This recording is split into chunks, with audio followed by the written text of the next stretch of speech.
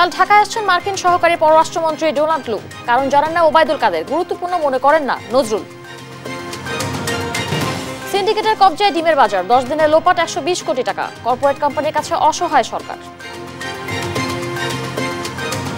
Corporate কোম্পানিগুলো যেটা করছে তাদের নিজস্ব কিছু প্রোডাকশন আছে, সেটির মার্কেট শেয়ার খুবই কম, 5 থেকে 6%।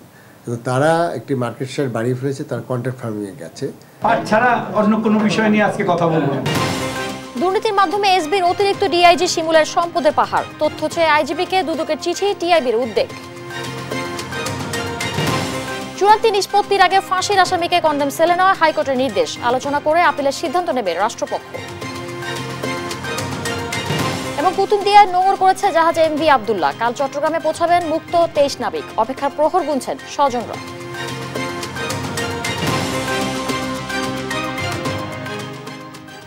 সংবাদ রাতে দেখছিলেন একেএস টিএমটি বার সংবাদ শিরোনাম, সঙ্গে আছে আমি করবি তৃষা। আগামীকাল বাংলাদেশ সফরে আসছেন যুক্তরাষ্ট্রের দক্ষিণ ও মধ্য এশিয়া বিষয়ক সহকারী পররাষ্ট্রমন্ত্রী ডোনাল্ড লু। তবে তিনি কি কারণে আসছেন তা জানা নেই বলে জানিয়েছেন আওয়ামী লীগ সাধারণ সম্পাদক ওবায়দুল কাদের। বলেন, বিদেশ থেকে কেউ এসে বিএনপিকে চাঙ্গা করবে সে পরিস্থিতি আর নেই। দুপুরে আওয়ামী লীগ সভাপতির রাজনৈতিক কার্যালয়ে সংবাদ সম্মেলনে ওবায়দুল কাদের আরও বলেন, ফের আগুন সন্ত্রাস করলে বিএনপিকে 28 অক্টোবরের মতো পালাতে হবে।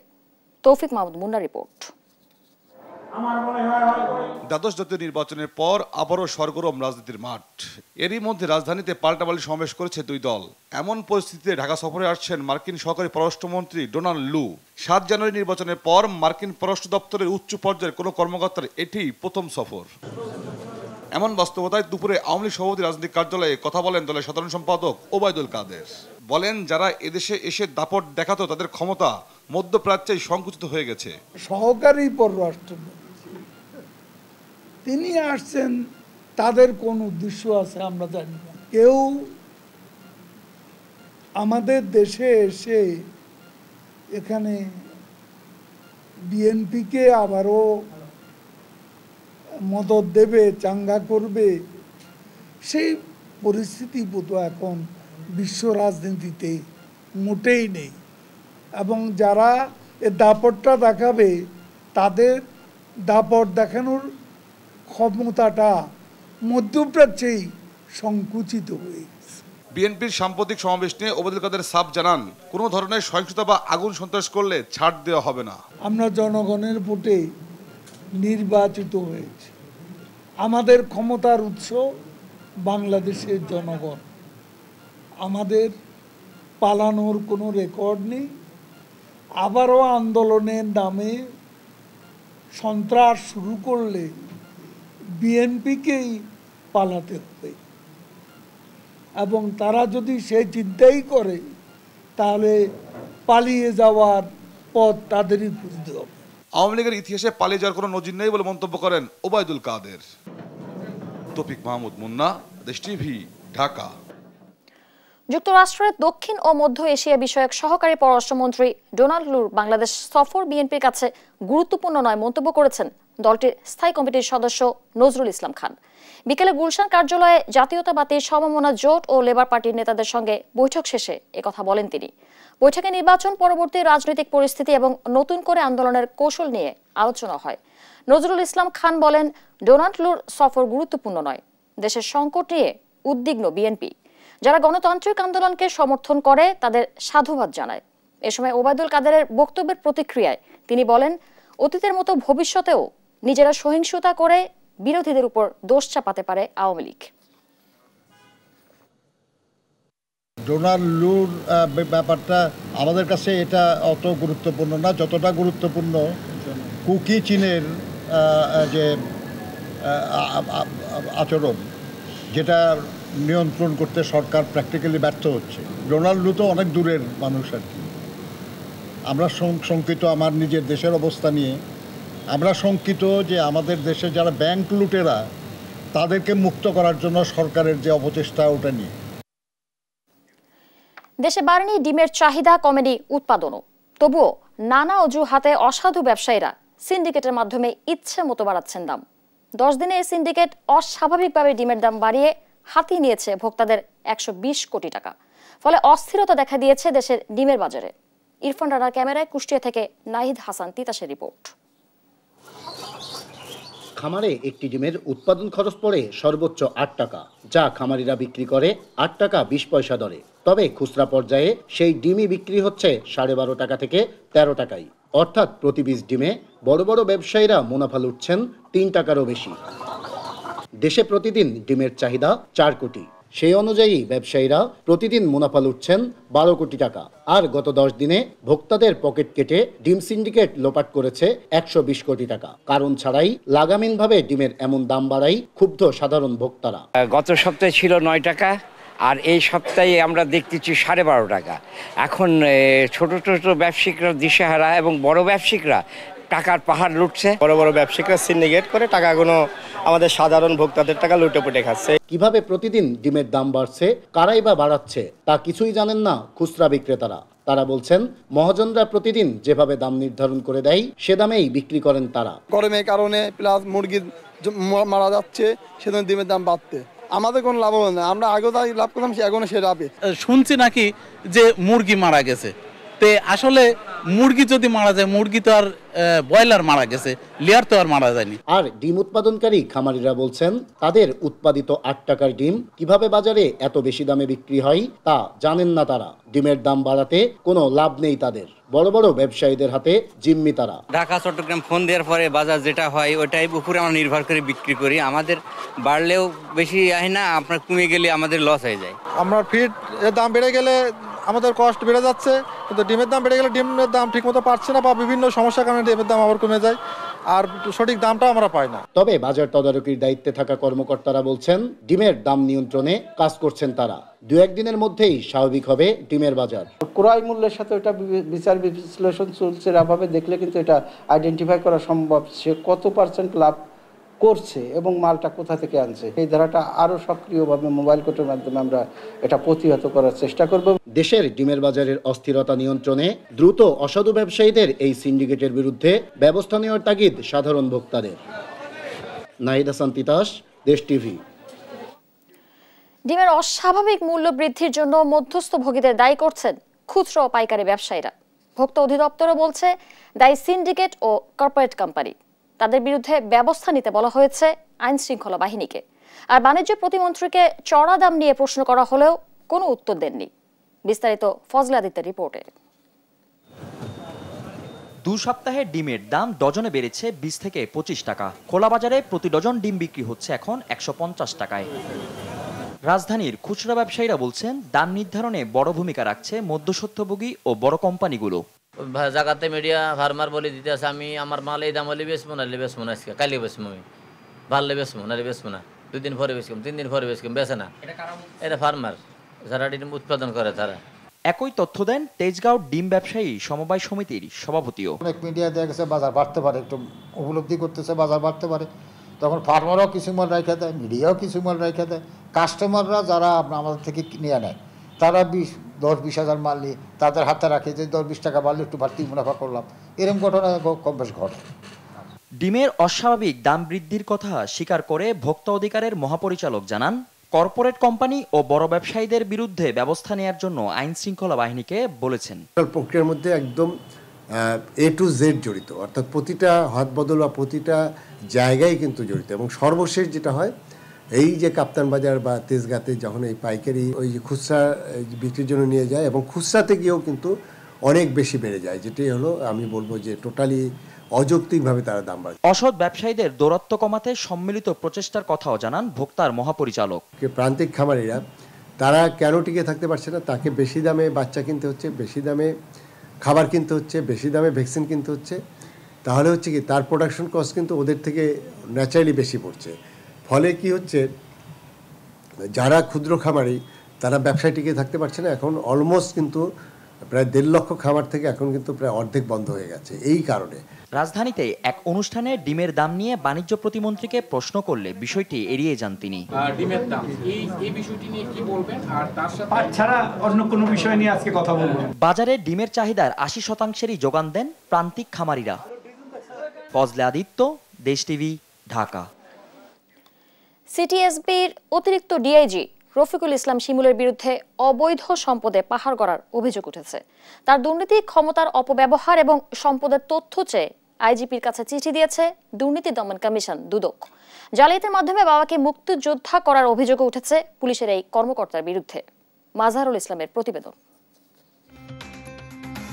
দুদকে জমা পড়া অভিযোগে উল্লেখ আছে ক্ষমতার অপব্যবহার এবং ঘুষ বাণিজ্যের মাধ্যমে হাজার কোটি টাকার সম্পত্তি গড়েছেন পুলিশের কর্মকর্তা রফিকুল ইসলাম শিমুল। মিরপুর, ফার্মগেট, গুলশান সহ রাজধানীর বিভিন্ন স্থানে নামে বেনামে প্লট ও ফ্ল্যাট রয়েছে তার। নিজ জেলা গোপালগঞ্জেও কিনেছেন অনেক সম্পত্তি। প্রশাসনের নজর এড়াতে নিজের ভাই বোন এবং নিকটাত্মীয়দের নামে সম্পত্তি কিনেছেন শিমুল।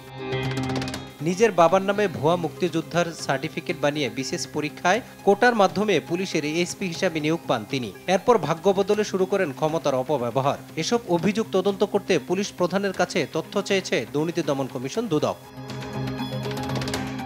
জবাবদিহিতা না থাকাতে সরকারি কর্মকর্তাদের মধ্যে ক্ষমতার অপব্যবহার করে সম্পদ বানানোর এই অসুস্থ প্রতিযোগিতা বলে মনে করেন টিআইবির নির্বাহী পরিচালক ইফতেখারুজ্জামান। সরকারি খাতে বা রাষ্ট্রীয় প্রতিষ্ঠানগুলোর সাথে জড়িত বিভিন্ন পর্যায়ের কর্মকর্তা কর্মচারীদের একাংশ দুর্নীতিতে জড়িত, বিভিন্ন ধরনের চাঁদাবাজি থেকে শুরু করে ঘুষ লেনদেন, অবৈধভাবে অর্থ আদায়ের সাথে জড়িত। এটা কিন্তু স্বাভাবিকতায় পরিণত হয়েছে। এটা হচ্ছে যে স্বাভাবিক সিস্টেমিক যে চিত্র তারই একটা অংশ। এবং তার মধ্যে যে কোনো সরকারি প্রতিষ্ঠানে এরকম অনিয়ম দুর্নীতি বা কিছু কিছু কর্মকর্তা আছেন। আবার যারা আইন প্রয়োগকারী সংস্থা এবং এই ধরনের নজরদারি সংস্থার সাথে জড়িত, তাদের হাতে কিন্তু এডিশনাল এখতিয়ার কোর্টের আনকোর্ট থাকে, যে তাদের হাতে যে পদাধিকার বলে যে ক্ষমতাটা, সেটার মধ্যে এক ধরনের এজ থাকে, যার মাধ্যমে তারা কিন্তু এই যে ক্ষমতার অপব্যবহারের সুযোগটা আরও বেশি পান। যেটা খুশির বিষয় সেটা হচ্ছে যে দুর্নীতি দমন কমিশন এটা তদন্ত করছে বলে জানা যাচ্ছে, এবং সেই ক্ষেত্রে আমরা আশা করব এই ব্যক্তির পরিচয় অবস্থার ঊর্ধ্বে থেকে সুষ্ঠুভাবে তদন্ত করে বৈধতার সাথে অসামঞ্জস্য সম্পদ যেটা চিহ্নিত হবে তার জন্য দায়ী সাব্যস্ত করে যথাযথ আইনি প্রক্রিয়ায় জবাবদিহিতা আনতে হবে। কর্মস্থলে প্রভাব খাটানোর অভিযোগ রয়েছে। মাজহারুল ইসলাম, দেশ টিভি, ঢাকা। সর্বোচ্চ আদালতে মৃত্যুদণ্ডাদেশ চূড়ান্ত হওয়ার আগে আসামিদের কন্ডম সেলে রাখা অবৈধ ও বেআইনি বলে রায় দিয়েছেন হাইকোর্ট। এক রিট আবেদনের প্রেক্ষিতে বিচারপতি শেখ হাসান আরিফ ও বিচারপতি মোহাম্মদ বজলুর রহমানের হাইকোর্ট বেঞ্চ এ রায় দেন। রায় পর অ্যাটর্নি জেনারেল এম আমিরুদ্দিন জানান, সরকারের সঙ্গে আলোচনা শেষে আপিলের বিষয়ে সিদ্ধান্ত নেওয়া হবে। বিস্তারিত শামীম আক্তারের রিপোর্টে। চট্টগ্রাম কারাগারের কন্ডেম সেলে থাকা সাতকানিয়ার জিল্লুর রহমান, সিলেট কারাগারের সুনামগঞ্জের আব্দুল বশির ও কুমিল্লা কারাগারে থাকা খাগড়াছড়ির শাহ আলম। মৃত্যুদণ্ডপ্রাপ্ত এই ৩ আসামির আপিল হাইকোর্ট বিভাগে বিচারাধীন রয়েছে। মৃত্যুদণ্ড আদেশপ্রাপ্ত এই ৩ কারাবন্দীর চূড়ান্ত রায়ের আগে কন্ডেম সেলে রাখার বৈধতার প্রশ্নে একটি আবেদন করেন হাইকোর্টে। রিটের শুনানি নিয়ে 2022 সালের 5 এপ্রিল মৃত্যুদণ্ডাদেশ চূড়ান্ত হওয়ার আগে কন্ডেম সেলে রাখা কেন বেআইনি ঘোষণা করা হবে না জানতে চেয়ে রুল জারি করেছিল হাইকোর্ট। গত বছরের 12 ডিসেম্বর এই রুলের উপর শুনানি শেষ হয়। এরপর রায় ঘোষণার জন্য অপেক্ষমান রাখা হয় মামলাটি। রোববার প্রায় 3 ঘণ্টা ব্যাপী দীর্ঘ রায় দেন হাইকোর্ট। মৃত্যুদণ্ডাদেশ চূড়ান্ত হবে যত বিচার বিভাগীয় পদক্ষেপ আছে, হাইকোর্ট বিভাগ, আপিল বিভাগ এবং প্রশাসনিক পদক্ষেপ আছে, মহামান্য রাষ্ট্রপতির কাছে ক্ষমা প্রার্থনা, এই সব কিছু নিষ্পত্তির পরেই একজন ব্যক্তির মৃত্যুদণ্ডাদেশ চূড়ান্ত হবে। এবং শুধুমাত্র তখনই একজন মানুষকে মৃত্যুর সেলে সলিটারি কনফাইনমেন্টে নির্জন কক্ষে বন্দী রাখা যাবে, তার আগে তাকে নির্জন কক্ষে রাখা যাবে না। রাষ্ট্রপক্ষে অ্যাটর্নি জেনারেল এম আমিনউদ্দিন জানান, আপিলের বিষয়ে সিদ্ধান্ত হবে আলাপ আলোচনা করে। অনেকগুলো বিষয় উনি সেটেল করতে চেষ্টা করেছেন, সেটা তো সুপ্রিম কোর্ট না যাওয়া পর্যন্ত এটা সেটেল হয় না। এবং সুপ্রিম কোর্টের জাজমেন্ট এই যেহেতু এই মানে বিষয়গুলোতে যেহেতু সুপ্রিম কোর্টের কোনো ইতিপূর্বে কোনো জাজমেন্ট হয়নি, অতএব সরকারের সাথে আমি আলাপ করে, যদি সরকারের সাথে আলাপ করে প্রয়োজনে আমি সুপ্রিম কোর্টে যাব। রায়ে বলা হয়, মৃত্যুদণ্ডপ্রাপ্ত আসামিরা আপিল, রিভিউ, রাষ্ট্রপতির কাছে ক্ষমা প্রার্থনার ধাপগুলো নিষ্পত্তি না হওয়ার আগ পর্যন্ত আসামিকে কন্ডেম সেলে রাখা যাবে না। বর্তমানে মৃত্যুদণ্ড চূড়ান্ত হওয়ার আগে সারা দেশে যত আসামি কন্ডেম সেলে রাখা হয়েছে তাদেরকে 2 বছরের মধ্যে ক্রমান্বয়ে সাধারণ সেলে রাখার কথাও বলা হয়েছে এই রায়ে। শামীমা আক্তার, দেশ টিভি, ঢাকা। সংবাদ রাতে আরো থাকছে। এনবিআর কাস্টমসের বিরুদ্ধে বিজিএমইএ এর হয়রানির অভিযোগ, মন্ত্রিসভার বৈঠকে আলোচনার আশ্বাস বস্ত্রমন্ত্রীর।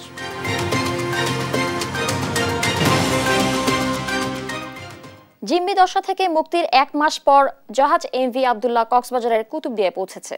সেখান থেকে লাইটার জাহাজে করে কাল 23 নাবিককে নেওয়া হবে চট্টগ্রামের KSRM লাইটার জেটি সদরঘাটে। সেখানে তাদের বরণ করবেন স্বজনরা। সহকর্মী সৌরভ দেব ও AKM নাজিমের তথ্য ছবিতে ডেস্ক রিপোর্ট। জলদস্যুদের হাত থেকে মুক্তির 1 মাস পর বিকেলে কক্সবাজারের কুতুবদিয়ায় পৌঁছেছে জাহাজ এমভি আব্দুল্লাহ। শিপিং কর্তৃপক্ষ বলছে সোমবার সন্ধ্যায় জাহাজটি কুতুবদিয়া চ্যানেলে পৌঁছেছে। নাবিক ও ক্রুদের একটি নতুন ব্যাচ পাঠানো হবে ওই জাহাজে। পরে একটি লাইটার জাহাজে 23 নাবিককে মঙ্গলবার চট্টগ্রামের KSRM লাইটার জেটি সদরঘাটে আনা হবে। সেখানেই তাদের বরণ করবেন স্বজনেরা।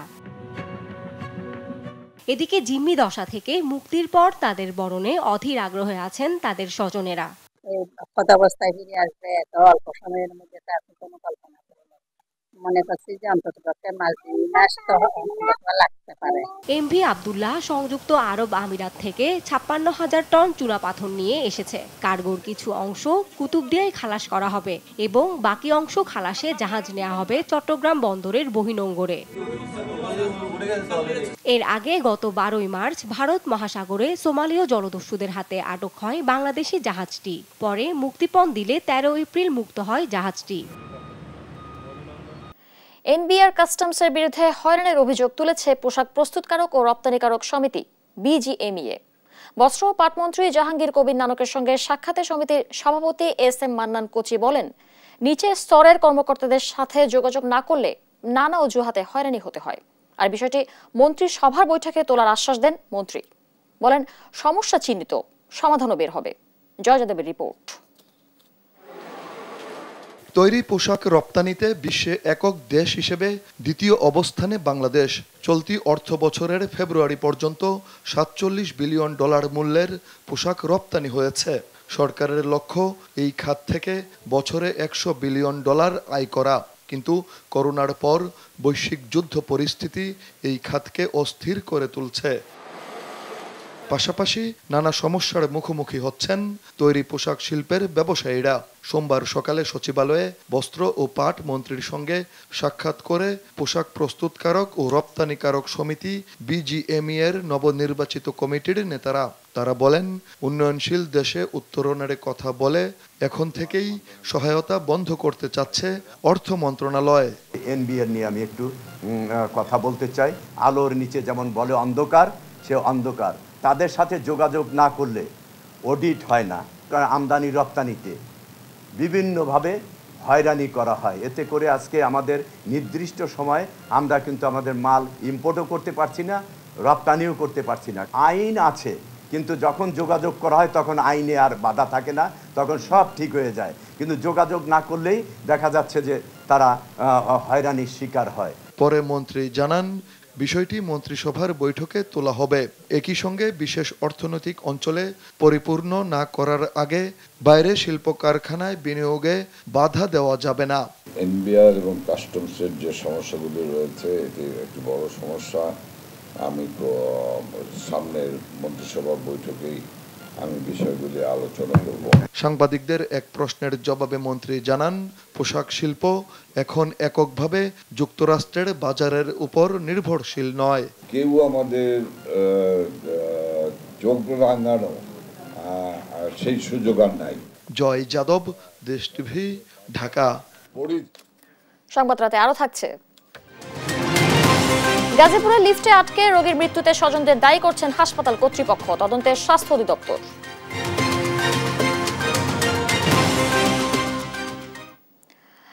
জুন লোকসভা নির্বাচন শেষ হলে ভারতের বাজারে পাটের এন্টি ডাম্পিং নীতি প্রত্যাহারে উদ্যোগ নেওয়া হবে বলে জানিয়েছেন বাণিজ্য প্রতিমন্ত্রী আহসানুল ইসলাম টিটু। তিনি জানান, কোনো পক্ষ যাতে এটিকে রাজনৈতিক ইস্যু বানাতে না পারে, সেজন্য নির্বাচনের আগে দেশটির সঙ্গে দেন দরবার করতে চায় না সরকার।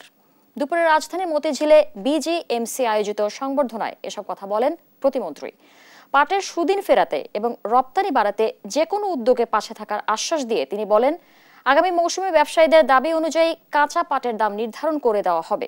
বিকল্প বাজার সম্প্রসারণে বাণিজ্য মন্ত্রণালয় সহযোগিতা করবে বলেও জানান বাণিজ্য প্রতিমন্ত্রী। ভারতের সাথে কথা বলেছি এন্টি ডাম্পিং এর ব্যাপারে। তাদের যেহেতু একটা জাতীয় নির্বাচন আছে, 11ই জুন জাতীয় নির্বাচন শেষ হয়ে গেলে এন্টি ডাম্পিং এর ব্যাপারে আমার সকল প্রস্তুতি নেওয়া আছে যে আমরা কিভাবে এটা করব এবং WTO-তে কিভাবে আমি কমপ্লেন সাবমিট করব সেটার মানে আইনি মতামত সহ আমার কাছে কাগজ আছে। তো যেহেতু তাদের নির্বাচন, আমি চাই না যে এটাকে রাজনৈতিকভাবে কেউ ব্যবহার করুক। আমাদের যে বাণিজ্য, আমদানি রপ্তানি বাণিজ্য, সেটাকে আমরা মানে আমদানি রপ্তানি ডিপ্লোম্যাসির ল্যাঙ্গুয়েজে আমরা করতে চাই। ডলারের দাম বাজার ভিত্তিক করার বিকল্প নেই। 117 টাকায়ও ডলার পাচ্ছেন না রপ্তানিকারকরা, তাদের কিনতে হচ্ছে আরো বেশি দামে। খোলা বাজারে ডলারের দামের সাথে এখনো বেশ ফারাক রয়েছে ব্যাংকের সঙ্গে। বাংলাদেশ ব্যাংকের জোর করে একীভূতকরণ প্রক্রিয়া সফল হবে না বলে জানান বিশ্লেষকরা। বিস্তারিত আমিনা প্রণবের প্রতিবেদনে। বিনামূল্যে সাধারণ মানুষের চিকিৎসা সেবা দিতে বিভিন্ন ব্যাংকের অর্থায়নে হাসপাতাল নির্মাণের বিষয়ে বৈঠক ডাকে বাংলাদেশ ব্যাংক। এতে হাসপাতাল নির্মাণ, চিকিৎসা সেবা সহ নানা বিষয়ে আলোচনা হয়। বৈঠক শেষে কথা বলেন ব্যাংক কর্তারা। প্রশ্নের জবাবে পূবালী ব্যাংকের চেয়ারম্যান মঞ্জুরুর রহমান জানান, সংকট থাকায় 117 টাকায়ও ডলার মিলছে না। 117 টাকা তো কেনাবেচা হচ্ছে না, ইম্পোর্টার 117 টাকায় ডলার পাচ্ছে, আর বেশি দাম দিয়ে কিনতে হচ্ছে। ঋণের সুদহার নিয়ে কেন্দ্রীয় ব্যাংক বারবার নীতি পরিবর্তনের সমালোচনা করেন তিনি। IMF তো আমাদের অ্যাডভাইজার আছে, ওয়ার্ল্ড ব্যাংক আমাদের অ্যাডভাইজার, ওদের কথা তো শুনতে হবে। ওরা তো সারা পৃথিবীর অর্থনীতি তাদের দুই মুঠোর মধ্যে। সিস্টেমটা ফেল করে তখন চেঞ্জেস আনতে হবে। এখন দেখছি এই গভর্নমেন্ট, এই সরকার বা এই বাংলাদেশ ব্যাংক প্রয়োজনে চেঞ্জ আনছে। আর ডলারের দাম একদিনে 60 টাকা বাড়ানোর যৌক্তিকতা তুলে ধরেন BABর চেয়ারম্যান নজরুল ইসলাম মজুমদার। বলেন, ডলারের দাম বাজার ভিত্তিক করার বিকল্প নেই। এটা একদিনে 60 টাকা বেড়ে গেছে, সেটারও নিশ্চয়ই যথার্থ কারণ আছে। কারণ ছাড়া কোনো কিছু সেন্ট্রাল ব্যাংক করে না। ডলার কি জোর করে আপনি আটকা রাখতে পারবেন? এখানে পাকিস্তানের ডলার দাম কত? 270 টাকা। টার্কিতে কত? আপনি বলেন ইজিপ্টে কত? আমরা কোথায় আসছি? আমরা ডলারটা তো জোর করে চাপা রাখছি। এটা যেখানে যাওয়ার সেখানে যেতে দেন, এক জায়গায় গিয়ে থেমে যাবে। বর্তমানে মানি এক্সচেঞ্জে ডলার বিক্রি হচ্ছে 121 টাকায়, আর ব্যাংকের এলসি খুলতে দর ধরা হচ্ছে 117 টাকা 50 পয়সা থেকে 118 টাকা। আমেনা প্রণামী, দেশ টিভি, ঢাকা। গাজীপুরের শহীদ তাজউদ্দিন আহমেদ মেডিকেল কলেজ হাসপাতালের লিফটে আটকে মৃত্যুর ঘটনায় রোগীর স্বজনদের ধাক্কাধাক্কিকে প্রাথমিকভাবে দায়ী করছে হাসপাতাল কর্তৃপক্ষ। বিষয়টি জানিয়ে স্বাস্থ্য অধিদপ্তরকে চিঠি দিয়েছে তারা। তবে তদন্ত কমিটির প্রতিবেদনের আগেই কর্তৃপক্ষের এমন চিঠি দায় এড়ানোর চেষ্টা করছে বলে মনে করছেন অনেকে। আর স্বাস্থ্য অধিদপ্তর বলছে, ইতিমধ্যে হাসপাতাল পরিদর্শন করেছে স্বাস্থ্য অধিদপ্তর। একই সঙ্গে সব হাসপাতালের লিফট নিয়মিত সার্ভিসিং এর নির্দেশও দিয়েছে অধিদপ্তর। বিস্তারিত হাসান মাহমুদের রিপোর্টে। রোববার গাজীপুরের শহীদ তাজউদ্দিন আহমেদ মেডিকেল কলেজ হাসপাতালে লিফটে আটকে রোগী মৃত্যুর ঘটনায় সরেজমিন তদন্ত করেছে স্বাস্থ্য অধিদপ্তর। চিকিৎসা ব্যবস্থা ও লিফট পরিচালনায় কোনো ত্রুটি ছিল কিনা খতিয়ে দেখে অধিদপ্তর। সরকারি লিফটে সার্বক্ষণিক একজন অপারেটর থাকার কথা থাকলেও রোববার ঘটনার সময় অপারেটর কোথায় ছিলেন সেটিও খতিয়ে দেখা হচ্ছে বলে জানান স্বাস্থ্য অধিদপ্তরের হাসপাতাল শাখার সহকারী পরিচালক। যেহেতু এটা সরকারি হাসপাতাল, পাবলিক প্রপার্টি, সরকারি সম্পদ, এখানে লিফট পরিচালনার জন্য অবশ্যই সার্বক্ষণিক লিফট অপারেটর থাকা উচিত। কারণ অনেকেই এদিক সেদিক গ্রামগঞ্জ থেকে আসে, এই লিফট পরিচালনা এইগুলি যেহেতু যান্ত্রিক ব্যাপার, তো লিফট অপারেটর তারা গতকালকে ডিউটিরত ছিল কিনা, ওই যখন ঘটনাটি ঘটে তখন তারা কোথায় ছিল, আমরা তাদের ডিউটি রোস্টার একটা থাকে, আপনারা জানেন, তাদের হাজিরা তালিকা থাকে এবং তাদের যারা সুপারভিশন করে তাদের সাথে আমরা কথা বলেছি। এর আগে রোববার রাতে মৃত্যুর ঘটনা অবহিত করতে স্বাস্থ্য অধিদপ্তরকে চিঠি দেয় হাসপাতাল কর্তৃপক্ষ। সেখানে মৃত্যুর ঘটনায় রোগীর স্বজনদেরই দায়ী করা হয়। এদিকে হাসপাতালে লিফট স্থাপন ও পরিচালন গণপূর্ত বিভাগের বলে দাবি অধিদপ্তরের হাসপাতাল শাখার পরিচালকের। গাজীপুরের ঘটনার পর দেশের সব হাসপাতালে লিফট নিয়মিত মেরামত হয় কিনা সে ব্যাপারে নির্দেশ দিয়েছে স্বাস্থ্য অধিদপ্তর। লিফটগুলোর মেনটেনেন্স, সাপ্লাই এবং লিফট অপারেটর যারা ছিল তারাও সবাই পিডব্লিউডির স্টাফ আর কি। আমরা স্বাস্থ্য বিভাগ থেকে এগুলো কিছু করা হয় না, ওনারাই বসিয়েছেন, ওনারাই মেনটেন করে এবং লোকগুলো ওনাদেরই ছিল। তারপরও যেহেতু হাসপাতালের মধ্যে আমরা তদন্ত করে দেখছি, ভবিষ্যতে যেরকম আর কখনো না হয়, আমরা একটু পরেই আমাদের মহাপরিচালক মহোদয় সভা ডেকেছেন এবং আমরা সকল হাসপাতালকে এই ব্যাপারে সতর্ক করব যেন এই ধরনের অভিযোগ বা রোগীর ভোগান্তি কখনোই না হয়। এর আগে ৪ মে একই হাসপাতালের ১২ তলা থেকে পড়ে মারা যান জিল্লুর রহমান নামের এক রোগী। হাসান মাহমুদ, দেশ টিভি, ঢাকা। দর্শক, এখন আমরা চলে যাচ্ছি ওয়াশিংটন ডিসিতে ভয়েস অব আমেরিকার স্টুডিওতে। সেখানে দেশ টিভির জন্য যুক্তরাষ্ট্রের খবরাখবর নিয়ে অপেক্ষা করছেন তাহিরা কিবরিয়া। VOA 60-তে স্বাগত জানাচ্ছি, আমি তাহিরা কিবরিয়া। সংক্ষেপে আমেরিকার কিছু খবর। যুক্তরাষ্ট্রের পররাষ্ট্র মন্ত্রণালয় রবিবার জানিয়েছে, পররাষ্ট্রমন্ত্রী অ্যান্টনি ব্লিংকেন ইসরায়েলের প্রতিরক্ষা মন্ত্রী ইয়োআভ গ্যালান্টের সঙ্গে টেলিফোনে আলোচনার সময় জানিয়েছেন যে যুক্তরাষ্ট্র রাফায় বড় ধরনের সামরিক স্থল অভিযানের বিরোধিতা করে। এক বিবৃতিতে বলা হয়, ব্লিংকেন হামাসকে পরাস্ত করতে অভিন্ন লক্ষ্যের প্রতি যুক্তরাষ্ট্রের অঙ্গীকার পুনর্ব্যক্ত করেছেন এবং সামরিক নাগরিকদের রক্ষার প্রয়োজনীয়তার কথাও তুলে ধরেছেন। নিউ জার্সির ডেমোক্র্যাট সেনেটর রবার্ট মেনেন্ডেজের দুর্নীতি মামলার বিচারে সোমবার জুরি বাছাই শুরু হবে বলে আশা করা হচ্ছে। সেনেটরের বিরুদ্ধে মিশর ও কাতার সরকারকে সহায়তা করতে রাজনৈতিক প্রভাব ব্যবহারের অভিযোগ আনা হয়, তবে তিনি নিজেকে নির্দোষ দাবি করেছেন। সপ্তাহান্তে যুক্তরাষ্ট্রের বিশ্ববিদ্যালয়গুলোতে সমাবর্তন অনুষ্ঠান মোটামুটি শান্তিপূর্ণভাবে অনুষ্ঠিত হয়েছে। সাম্প্রতিক সপ্তাহগুলোতে গাজায় যুদ্ধের বিরুদ্ধে কয়েক সপ্তাহ ধরে চলা ছাত্র বিক্ষোভে যুক্তরাষ্ট্রের ক্যাম্পাসগুলোতে উত্তেজনা বিরাজ করে এবং ফলশ্রুতিতে 57টি কলেজ ও বিশ্ববিদ্যালয় থেকে প্রায় 2900 ছাত্রছাত্রীকে গ্রেপ্তার করা হয়েছে। আজ এ পর্যন্তই। Tahira Kibria, voice of America, Washington.